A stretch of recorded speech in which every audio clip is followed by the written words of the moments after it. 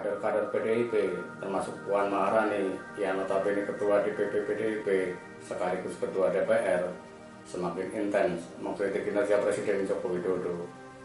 Tidak jarang kritik itu sangat keras seperti disampaikan Effendi Simbolon ketika terjadi jebakan pandemi COVID-19. Ia menuding hal itu merupakan kesalahan Jokowi yang tidak mau menerapkan lockdown sejak awal pandemi. Ada dua kemungkinan yang mengemuka terkait sikap PDIP. Pertama, kritik itu hanya gimmick untuk melepas PDIP dari dalam tanda petik kesalahan strategi pemerintah menghadapi wabah corona. Tim internal PDIP tentu sudah memiliki alat ukur untuk mengetahui sikap dan pandangan masyarakat di lapangan secara real, bukan hasil polesan. Jika terus berada di bawah bayang-bayang Jokowi dan ternyata capaian kinerja pemerintah tidak memuaskan masyarakat, PDIP tentu akan terkena imbasnya. Mengambil jarak melalui kritik pedas menjadi salah satu antisipasi dalam rangka menyelamatkan partai di pemilu 2024. Kedua, sebagai ungkapan kekesalan karena Jokowi terkesan membiarkan pendukungnya menjauh dari PDIP, terutama dari Puan Maharani. Relawan Jokowi, baik terang-terangan maupun secara gestur politik, menunjukkan keberpihakannya kepada Gubernur Jawa Tengah, Ganjar Pranowo.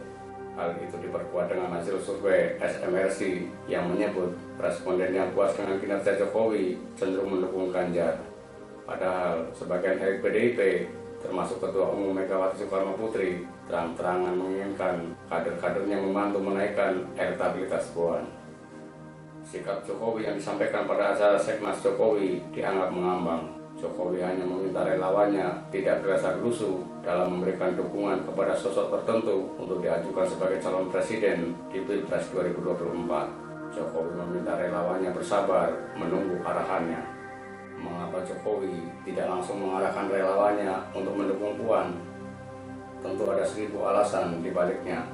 Salah satunya karena PDIP belum memutuskan siapa calon presiden yang akan diusung pada Pilpres 2024 mendatang.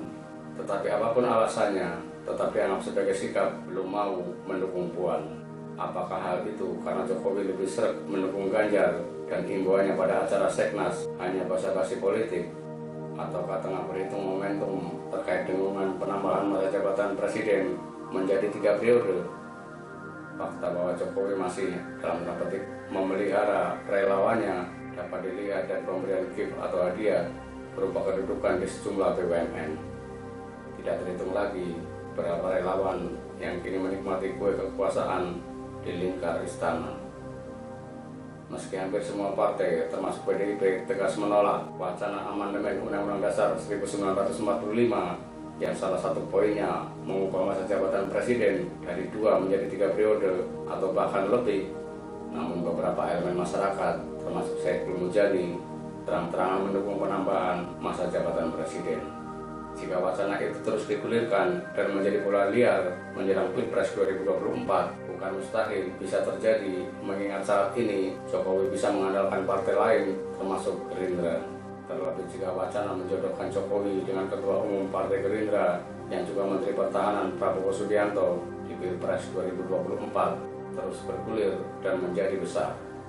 Gap akan semakin lebar jika sampai tahun 2022 Jokowi belum menentukan sikap politiknya terkait Pilpres 2024. Meski beberapa kali mengatakan tidak tertarik menjadi presiden 3 periode, namun publik belum lupa pada jawaban-jawaban senada yang juga dilontarkan Jokowi saat masih menjabat Gubernur DKI Jakarta. Kala itu, setiap kali ditanya soal Pilpres, jawabannya selalu "ndak mikir", namun akhirnya benar-benar nyapres.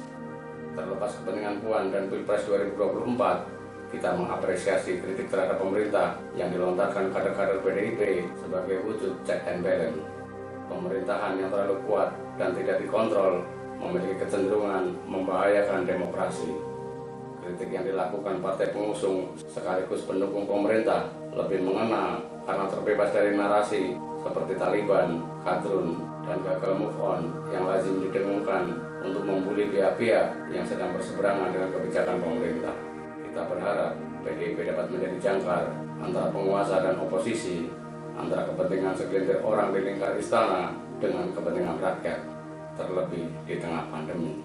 PDIP harus berani mengkritik kebijakan penanganan pandemi jika terindikasi memiliki tujuan lain, semisal bisnis.